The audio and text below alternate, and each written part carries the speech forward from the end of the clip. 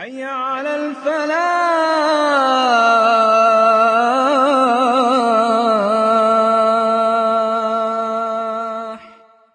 بہت سے لوگ پوچھتے ہیں کہ اچھا کس پہ قربانی لازم ہے، کون قربانی کرے، اور پھر عموماً یہ بتایا جاتا ہے کہ جو صاحب نصاب ہے، جس پہ زکوٰۃ ہے، وہ قربانی کرے. لیکن ہم دیکھتے ہیں کہ اللہ کے رسول صلی اللہ علیہ وسلم تو کبھی بھی صاحب نصاب نہیں ہوئے. ان کے ہاں تو کبھی بھی اتنا مال جمع نہیں ہوا کہ آپ اس میں سے زکوٰۃ نکالیں یا کچھ اور.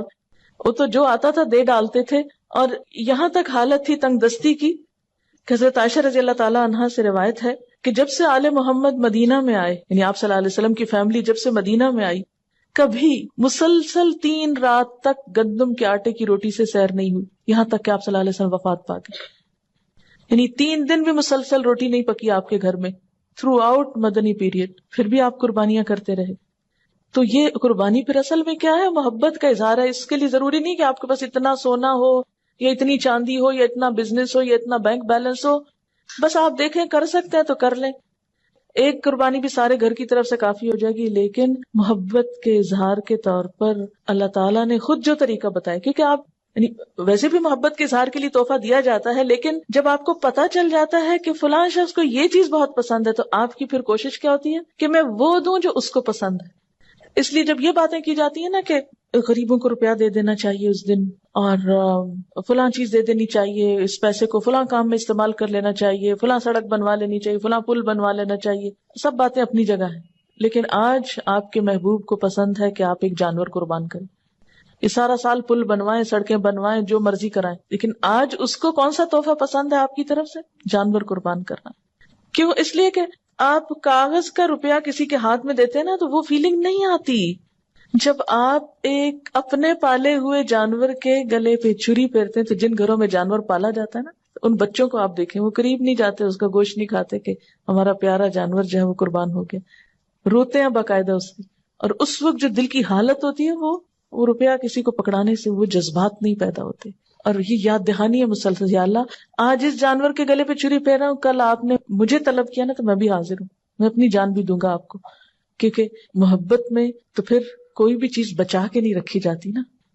آپ صلی اللہ علیہ وسلم 10 سال مدینہ میں رہے اور ہر سال قربانی کی. اسی لیے آپ نے فرمایا، ابو داؤد کی روایت ہے، اے لوگو بے شک ہر گھر والوں کے ذمے ہر سال قربانی ضروری، ان علی کل اہل بیت فی کل عام اضحیہ. اب یہ الگ بات ہے کہ اگر بالکل پیسے نہیں ہیں اور مطلب نہیں کرنے کے قابل ایک بھی، تو کوئی بات نہیں، کیونکہ بہت لوگ بہت ہی غریب ہوتے ہیں. قربانی دراصل محبت کے اظہار کی ایک علامت ہے، اور اس کے لیے بہت زیادہ فقہی مسئلوں میں پڑھنا، اس پہ جائز ہے اس پہ ناجائز ہے، یہ کرے یا نہ کرے، وہ کرے یا نہ کرے، بہت کچھ پوچھنے کی ضرورت نہیں. اپنے آپ کو ٹٹولیں، دیکھیں کیا دے سکتے ہیں کیا نہیں دے سکتے، اور کر لیں جو کر سکتے ہیں. نہیں کر سکتے تو آئندہ کے لیے کوئی ترتیب سوچیں اسی طرح کی کہ جس سے آپ کچھ کر سکیں. اور اگر کوئی وسعت کے باوجود قربانی نہ کر سکے تو اس کے بارے میں کیا فرمایا کہ جسے قربانی کرنے کی وسعت اور طاقت ہو اور وہ قربانی نہ کرے، وہ مسلمانوں کی عیدگاہ میں حاضر نہ ہو. اب یہ ہے کہ بعض حالات واقعی ایسے ہوتے ہیں کہ انسان نہیں کر سکتا، کوئی جان بوجھ کے نہیں ایسے کرتا، ہمت نہیں ہے. مثلا ایک شخص کی مہینے کی آمدنی 3,000 روپے ہے، وہ تو بچوں کا دودھ بھی نہیں پورا کر پا رہا، 2 وقت کی روٹی نصیب نہیں، وہ کہاں سے قربانی کرے چاہے اس کا دل کتنا بھی روتا ہو. ایسا شخص کیا کرے؟ ایسے لوگوں کو بھی اللہ نے ثواب سے محروم نہیں رکھا. ایک آدمی نے حضور صلی اللہ علیہ وسلم سے عرض کیا کہ میرے پاس قربانی کے لیے تو کوئی جانور نہیں، لیکن میرے پاس دودھ دینے والا ایک جانور ہے، یعنی میرے گھر میں ایک مثلا گائے یا بکری وغیرہ ہے، اسی کو کر دوں؟ آپ نے فرمایا نہیں، اس کو نہیں کرو، کیونکہ اسلام جو ہے نا ایک اعتدال والا دین ہے، دوسروں پہ ان کی وسعت سے بڑھ کے بوجھ نہیں ڈالتا.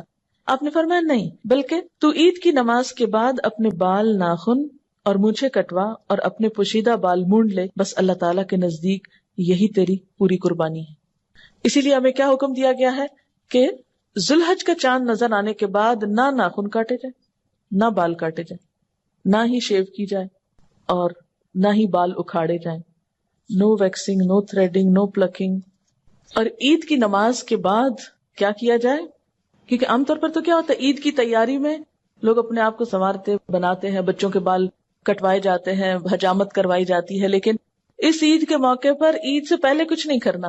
عید کی نماز کے بعد جب دوسرے لوگ جانور کاٹ رہے ہوں گے تو آپ کے پاس جانور کاٹنے کو نہیں، تو اپنے ناخن کاٹ لیجئے، یہی آپ کی قربانی ہو گئی. یعنی جس کے پاس وسعت نہیں، اور جس کے پاس وسعت ہے قربانی کرنا ہے، اس کے لیے بھی یہی حکم ہے. اور حاجی جو حج کرنے جا رہے ہوتے ہیں تو احرام کی حالت میں بھی ان بالوں کو ناخنوں کو آپ ٹچ نہیں کر سکتے.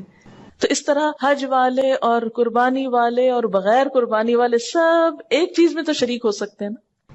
یعنی اللہ تعالیٰ ہر ایک کو نیکی کا موقع دیتا ہے.